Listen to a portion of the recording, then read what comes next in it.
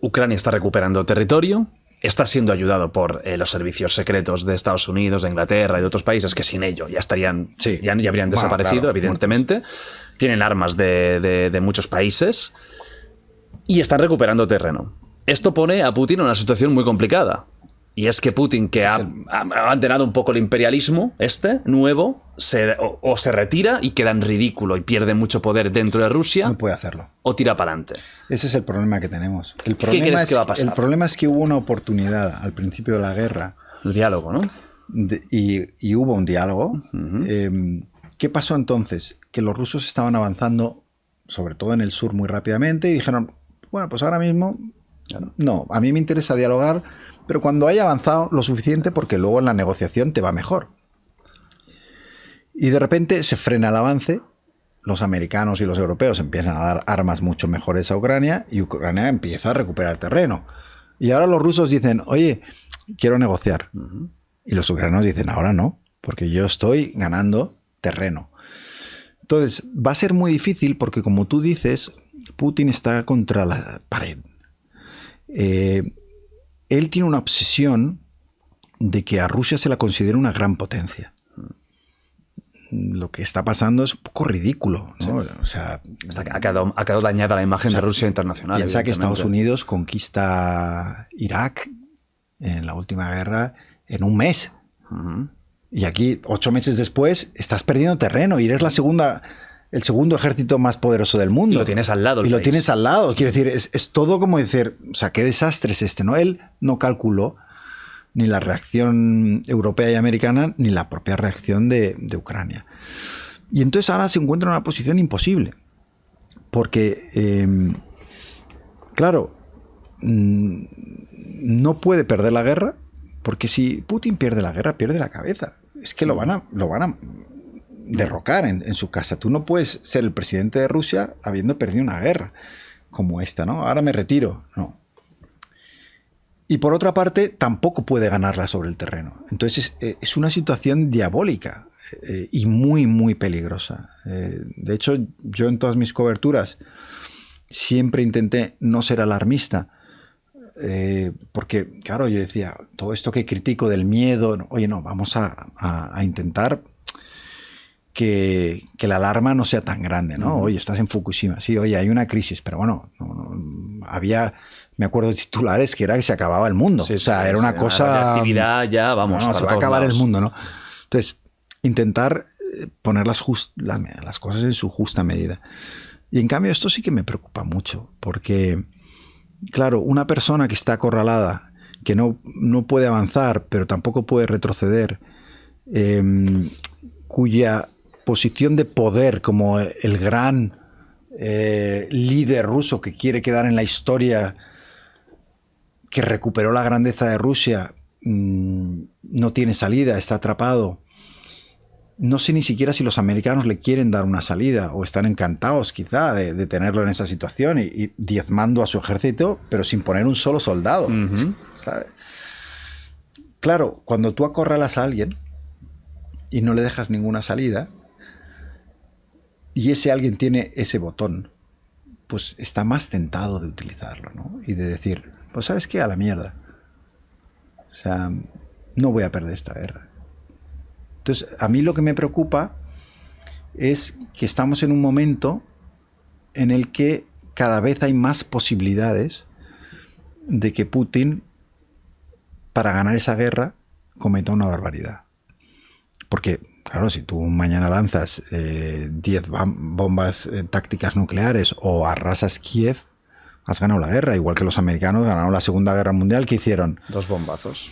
Hubo mucha gente en la Segunda Guerra Mundial y todavía hay muchos historiadores que están convencidos de que Estados Unidos habría ganado esa guerra de todas maneras y que los japoneses se habrían rendido. Pero los americanos dijeron, se acabó. No vamos a perder un soldado más en esta guerra. Lanzo 2 bombas nucleares, arraso 2 ciudades. ¿Y qué pasó al día siguiente? Los japoneses se rindieron y se acaba la guerra, ¿no? Entonces, la tentación de Putin, en un momento en el que esté muy acorralado, es, oye, a la mierda, voy a ganar esto sí o sí, y que haga una barbaridad. ¿Qué creo que va en favor de que eso no ocurra? Varias cosas. Una, que perdería cualquier apoyo de China y de sus pocos aliados. Y otra, que sabe que la respuesta de Estados Unidos sería inmediata. Probablemente no nuclear, pero la OTAN tiene en Europa suficientes efectivos para destrozar lo que queda de un diezmado ejército ruso. La flota en el Mar Negro, todas las tropas que están ahora en Ucrania sufrirían un ataque brutal. Lo ha dicho Petraeus, que fue el ex jefe del ejército estadounidense, que probablemente la reacción sería esa, un ataque convencional masivo de la OTAN que dejaría el ejército ruso en la nada, ¿no? Y luego, por supuesto, las consecuencias de convertirte claramente en un criminal de guerra y el riesgo de que en algún momento acabaras en un juicio tipo Nuremberg. Es decir, no me parece en este momento que le interese esa opción.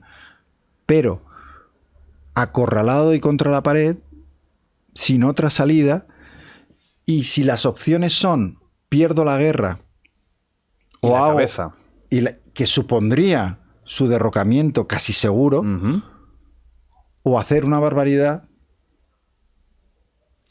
en una mente como la de Putin, pues a lo mejor opta por esa opción. Hay que ver en qué queda, pero yo creo que estamos en un momento mucho más peligroso del que la gente aprecia y del que todos creemos, porque claro, sales a la calle y todo es normal, ¿no? Sí. Pero creo que estamos en un momento de altísimo riesgo. ¿Tú verías bien, por ejemplo, unos nuevos referéndums, esta vez vigilados por estamentos internacionales, en el que si realmente acaban ganando, pues los prorrusos sean anexionados y eso se implique pues que Rusia se vaya? Es que al final es casi la única opción que queda, algo así. Ya, pero pongamos Mariupol, ¿no? Esa ciudad que todos vimos que fue arrasada de una manera brutal. ¿Cómo haces ahí un referéndum si te has cargado, o sea, los ucranianos, a miles de ucranianos muertos? Sí, han puesto los rusos. Luego, has cogido otros tantos refugiados, se han ido. Rusia ha enviado y ha deportado a otros a Rusia, incluso niños, y no han vuelto. Y hay familias diciendo, oye, ¿qué ha sido de mis hijos? ¿No? Entonces, ¿hasta qué punto se puede hacer ahora un referéndum? Desde luego, a corto plazo es imposible. No. O sea, tú mañana o en 2 meses no puedes, porque ¿dónde está el censo? O sea, tú ahora coges el censo, que seguro que lo tienen, de los votantes que había. Y la mayoría no están. No están. O se han ido, o han muerto, o se han ido tal. Entonces, ¿qué referéndum tenemos? Uno en el que tú primero bombardeas, ocupas el sitio, lo bombardeas. La gente huye, otros los deportas y tal, y ahora dices, oye, con los que quedan, que evidentemente son prorrusos, voy a hacer un referéndum. Es que no lo veo viable. O sea, yo creo Pocas soluciones quedan. O sea, yo creo que la solución es que Rusia vuelva a las fronteras anteriores al 24 de febrero. O sea, Crimea suya. Crimea jamás va a volver a Ucrania, y yo creo que Zelensky eso lo tendrá que aceptar. Pero yo creo que Rusia tiene que volver a las fronteras que tenía. Y ese movimiento de Putin anexionándose oficialmente y poniéndolo en la Constitución hace tan difícil que eso pueda ser revertido, que a mí lo que me hace temer es que esto se vaya a alargar mucho. Que no, o sea, no veo la solución. En una conversación que al parecer ha tenido con Elon Musk.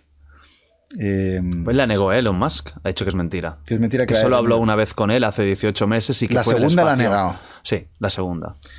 Pues en esa conversación inventada decía cosas que ya ha dicho en otros momentos y en sus discursos. Y es, vamos a negociar, pero negociamos que Crimea es mío, que las 4 regiones son mías, y a partir de ahí negociamos. Digo, bueno, vamos a ver, ¿qué tipo de negociación es esa? Claro. Tendrás que negociar qué ha ocurrido desde el 24 de febrero.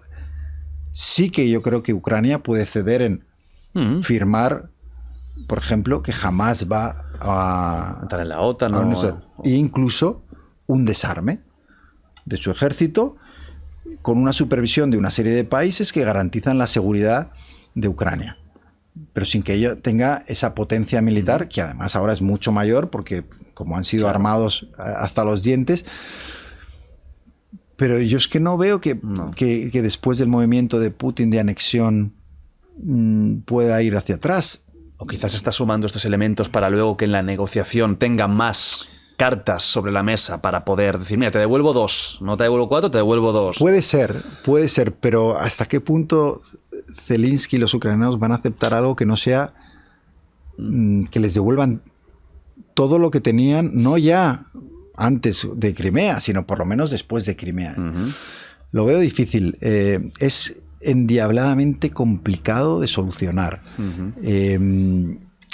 China debe de tomar un papel mucho más importante en intentar convencer a Putin, en mi opinión, de que para él no es bueno esta situación. Y a lo mejor, como la propaganda rusa es tan efectiva muchas veces en convencer a sus propios ciudadanos de cosas, puede recular y vender como un éxito, oye, que mantenemos Crimea, que Ucrania jamás utilizará armas contra nosotros, y probablemente la clave va a estar en el Donbass. Ahí es donde yo sí veo que lo que tú has dicho es una opción muy viable e interesante. Que se hagan unos referéndums supervisados por la ONU o por quien sea en el Donbass, que era originariamente, es lo que dijo él, que le importaba. Claro. O sea, yo vengo aquí a defender el Donbass. Que había bombardeos y los masacres, etcétera. Pues, o sea, renuncia a lo que te has quedado por el morro, o sea... Y que estás perdiendo. Y que encima miles de tus soldados están muriendo en defender una cosa que no es tuya, y que además estás perdiendo terreno todos los días, no tiene ningún sentido. Y negocia Crimea, que sigue siendo rusa, negocia el Donbass y negocia un estatus.